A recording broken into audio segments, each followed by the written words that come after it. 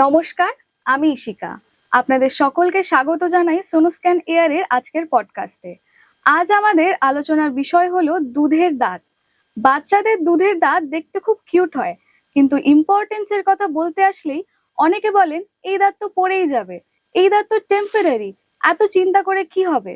কিন্তু এই ছোট কিউট দাঁতগুলোর লং টার্ম ইম্প্যাক্ট কতটা, সেই বিষয়ে আজ ডিটেলসে জানবো। আমাদের সাথে রয়েছেন সোনুস্ক্যান গঙ্গারামপুরের বিশিষ্ট দন্ত বিশেষজ্ঞ ডক্টর নীলাঙ্কুশ কুমার দাস। স্যার নমস্কার। ধন্যবাদ ইশিকা। এই বিষয়ে আলোচনা করতে পেরে অনেক খুশি আমি। এবং অনেক ক্ষেত্রে এখনো দেখা যায় যে বাবা মা তাদের বাচ্চাদের দুধের দাঁত নিয়ে অতটা গুরুত্ব দেন না, তাই এই বিষয়ে সচেতনতা অবশ্যই দরকার। তাহলে আজকের পডকাস্টটা শুরু করি। তো স্যার, যেটা প্রথমেই জানবো যে এই দুধের দাঁত ঠিক কি আর এর গুরুত্ব কতটা?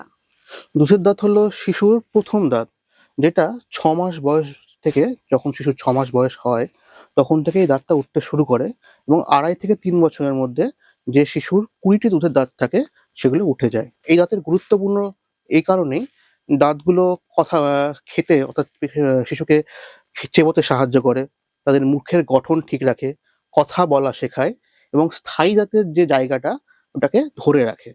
শিশুর জন্মের কিছু সময় পর থেকে নতুন দাঁত গজায় আর পুরনো দাঁত পড়তে শুরু করে। এই সময় পেরেন্টসরা ভাবেন যে এই দাঁত পড়ে যাক, এবার থেকে যত্ন নেব। তো আসলেই কি তাই হয়? না, আসলে না। প্রথম থেকে যত্নটা নিতে হবে বাবা মাদের। প্রথমে হচ্ছে যখন শিশুর মাড়ি থাকে, কখনো দাঁত থাকে না, মাড়ি থাকে শিশুর, দাঁত এখনো ওঠেনি, তখন একটি নর্মাল একটা সুতির কাপড়, উষ্ণ জল গরম করে ভিজিয়ে সেটাতে মধ্যে চুবিয়ে সেই কাপড় দিয়ে ভালো করে পরিষ্কার করতে হয় মাড়িটাকে। তারপর দাঁত যখন উঠবে তখন সফট বেবি টুথব্রাশ যেগুলো হয় সেগুলো দিয়ে দাঁত পরিষ্কার করা, এবং 2 বছর পর থেকে ফ্লুরাইড যুক্ত টুথপেস্ট খুব সামান্য পরিমাণ নিয়ে সেটাকে শিশুকে কিন্তু ব্রাশ করানো শেখা, এগুলো কিন্তু অবশ্যই জরুরি। আচ্ছা, আমরা সকলেই ক্যাভিটি ওয়ার্ডটা জানি, যেটাকে দাঁতের পোকা বলা হয়। শিশুদের ক্ষেত্রে কোথাও না কোথাও এই ক্যাভিটিটা একটু বেশি হয়, এর কারণ ঠিক কি? শিশুদের ক্ষেত্রে যেটা হয় যে শিশুরা খাবার, মানে চকলেট বা মিষ্টি জাতীয় খাবার বেশি নেয়, বা যেটাই হোক, বাড়ির বাচ্চা যখন থাকে তাকে সকলেই চকলেট জাতীয় খাবারটা সকলেই উপহার স্বরূপ দেয়, এবং সেটা যখন শিশু সেটা খায়, এবং সেগুলোর জন্য কিন্তু যেটাকে বলা হয়, টার্মটা আমরা বলি আর্লি চাইল্ডহুড কেরিস, এই জিনিসটা কিন্তু দেখা যায়। এবং আরেকটা জিনিস দেখা যায় যে অনেক সময় শিশুরা ফিডিং বোতল মুখে নিয়ে ঘুমিয়ে পড়ে। সেক্ষেত্রে যদি সেটার পর ফিডিং বোতল নিয়ে ঘুমিয়ে পড়লে সেক্ষেত্রে কিন্তু দাঁতের ক্ষয় হতে পারে, যেটাকে বলা হয় নার্সিং বটল টুথ ডিকে, যেটাকে ক্লিনিক্যাল টার্ম আমরা বলি। তো ছোট থেকে সচেতনতা অবশ্যই অবশ্যই অবশ্যই। ছোটবেলায় বাবা মারা অনেকটাই অবহেলা করেন যে দুধের দাঁত আছে, এখন কিছু হবে না। কিন্তু চিকিৎসা যদি হয়ে যায় ক্যাভিটি, এই চিকিৎসা ঠিক কিরম হয়? চিকিৎসা অবশ্যই দরকার। চিকিৎসা যদি দাঁতের কতটা পরিমাণ দাঁতটা খারাপ হয়েছে সেই অনুযায়ী আমাদেরকে চিকিৎসার দেখতে হবে যে কি চিকিৎসা করলে শিশু ভালো হয়ে উঠবে। শিশুর দাঁতের কন্ডিশন দেখে সেই হিসেবে করা হয়। আচ্ছা, অনেক বাচ্চারই যখন নতুন দাঁত গজায় অনেকেই সেটা পেন অনুভব করে, কষ্ট পায়। তো এই ফেজটা এরকম কেন হয়? সব বাচ্চাদের ক্ষেত্রে হয়তো হয় না, আবার কিছু বাচ্চাদের ক্ষেত্রে হয়, এটা কেন? দাঁত যখন উঠতে শুরু করে তখন দাঁতটা তো মাড়ি ভেদ করে বা মাড়ি চিরে ওঠে। তো সেক্ষেত্রে প্রথমটাই যখন মাড়ি ভেদ করে উঠছে তখন কিন্তু শিশুরা সেই ব্যথাটা অনুভব করে। তো সেইটা সময়টা যদি শিশু একটু হালকা উষ্ণ জল বা গরম জিনিস সেবন করে, বা উষ্ণ জল গরম করে লবণ কুলি দিয়ে কুলুকুচি করে, তাহলে শিশুটা কিন্তু অনেকটাই সেই পেনটা রিলিফ হয়। আচ্ছা, শিশুদেরকে কিভাবে শেখানো যেতে পারে যে এই মানে এই সচেতনতা? কারণ ও একজন শিশু, তো একটা বাচ্চা, তো ও তো নিজের মতন খেলবে তুলবে। ওকে শেখানোটা যেমন বড়দের বলা যায় যে হ্যাঁ রোজ ব্রাশ করা উচিত সকালে রাত্রেবেলা, কিন্তু বাচ্চাদের ক্ষেত্রে কি করা উচিত?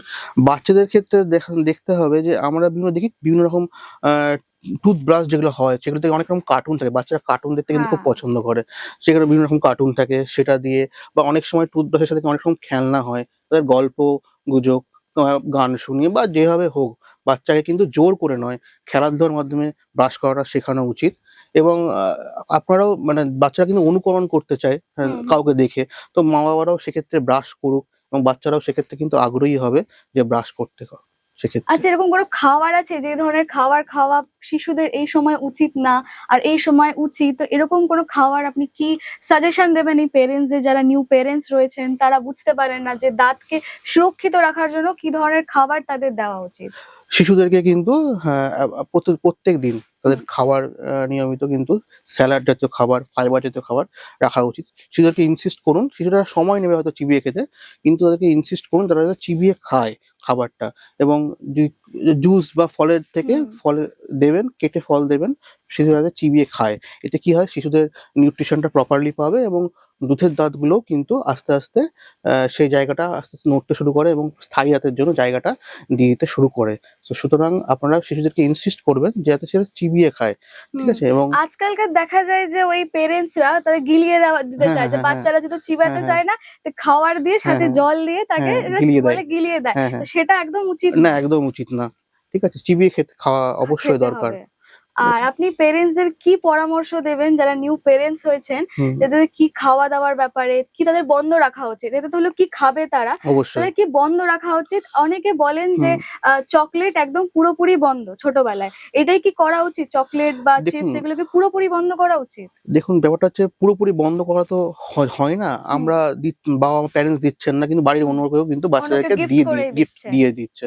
তো সেক্ষেত্রে কি হয়, চকোলেট খাওয়ার পর দাঁতের আশেপাশে কিন্তু চকোলেটটা লেগে থাকে হুম, এবং চকোলেট হোক, বিস্কুট হোক, মিষ্টির জুস হোক, যেটাই হোক, হুম, হ্যাঁ? সেক্ষেত্রে কি করতে হবে, বাচ্চাদের কিন্তু চকোলেট বা যেটাই খাওয়া-দাওয়া করছে, যে আঠালো জাতীয় যেগুলো খাবার আছে, যেগুলো থেকে আমাদের যেমন চকোলেট, বিস্কুট, জুস, এগুলো থেকে যেটা হয় যে ক্যাভিটির সংক্রমণটা হয়, দেখা যেতে পারে।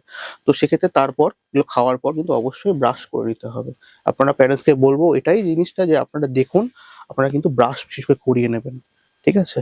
এক্ষেত্রে আচ্ছা স্যার, হুম, আরো একটা জিনিস জানবো যে অনেকে বলেন যে দিনে ১ বার ব্রাশ করা উচিত, ২ বার ব্রাশ করা উচিত, ৩ বার ব্রাশ করা উচিত। কিন্তু ছোট বয়সে হুম। কতবার ব্রাশ করা আপনি পরামর্শ দেবেন? কতবার দু ব্রাশ করা উচিত? ২ বার ব্রাশ করলে এনাফ। ২ বার ব্রাশ করলেই না। এনাফ। আচ্ছা, এটার সাথে কি কোনো সম্পর্ক রয়েছে যে চকোলেট খাবে তখনই সাথে, সাথে একবার ব্রাশ করে নেওয়া উচিত? নাকি একবার সকালে একবার রাতেই এনাফ? নাকি যখন কিছু খাবে একটা বাচ্চা তারপরে ব্রাশ করে নেওয়াটাও একটা মানে ভালো হয় দাঁতের জন্য? ২ বার ব্রাশ করাটা এনাফ। আর সবসময় তো সম্ভব না। হ্যাঁ। তো এবার যেগুলো হচ্ছে দেখুন, যে খাবারগুলো মানে শিশু খাচ্ছেন, হুম। সেগুলো কুলোকুচির মাধ্যমে ১ম এ ভালো করে মুখ পরিষ্কার করে নিতে হবে। যেগুলো খাবারগুলো দেখা যাচ্ছে কুলোকুচি দ্বারাও কিন্তু দাঁতের উপর থেকে যাচ্ছে না, সেক্ষেত্রে ব্রাশটা করে নেওয়া যাবে। আচ্ছা। আচ্ছা, এই যে দাঁত যখন হয়, হুম, এটার কি কোনো নির্দিষ্ট সময় আছে দাঁত মানে ওঠার বা পড়ার? আর হুম। যদি সেই নির্দিষ্ট সময় থাকে আর সেই সময় যদি এদিক ওদিক হয়ে যায়, সেটা কি কোনো সমস্যা ক্রিয়েট করে? হ্যাঁ, অবশ্যই আপনারা যদি দাঁত মানে উঠতে দেরি হচ্ছে হুম। বা দেখা যাচ্ছে অনেকটা সময় নিয়ে নিচ্ছে তবুও দাঁত উঠছে না, স্থায়ী দাঁত আসছে না, সেক্ষেত্রে অবশ্যই আপনারা ডেন্টিস্টের পরামর্শ নিন এবং কেন উঠছে না দেখুন। অনেক ক্ষেত্রে দেরি হয়, কিন্তু আপনারা তবুও একবার ভিজিট দেখানো উচিত। করুন একবার। সঠিক নির্দিষ্ট সময়টা ঠিক কি?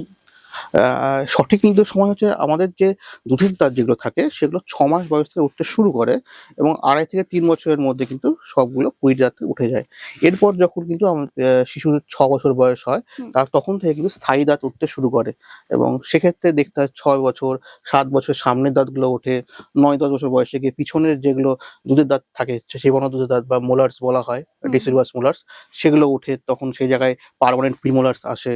তো সেই টাইমটা মোটামুটি ৮ থেকে ১০, এবং শিশুর দেখা যায় যে ১২ বছরের মধ্যে, আস্তে ১২ থেকে ১৩ বছরের মধ্যে পার্মানেন্ট বা স্থায়ী দাঁতগুলো সবগুলো চলে এসেছে আস্তে, আস্তে। আশা করি এখন নিউ প্যারেন্টসরা আরো বেশি সচেতন হবেন। হুম। আজকের এই ডিসকাশন খুব ভ্যালুয়েবল ছিল। থ্যাংক ইউ স্যার, অনেক ধন্যবাদ এত সুন্দর পডকাস্টে জয়েন করার জন্য, এত সুন্দরভাবে দর্শকদের এক্সপ্লেন করার জন্য যে দুধের দাঁতের মর্মটা কি। দর্শকদের বলবো আজকের ভিডিওটি ভালো লাগলে লাইক করুন, শেয়ার করুন, সাবস্ক্রাইব করুন এবং নিজের বাচ্চার দাঁতের যত্ন নিন। ভালো থাকুন, সুস্থ থাকুন। নমস্কার।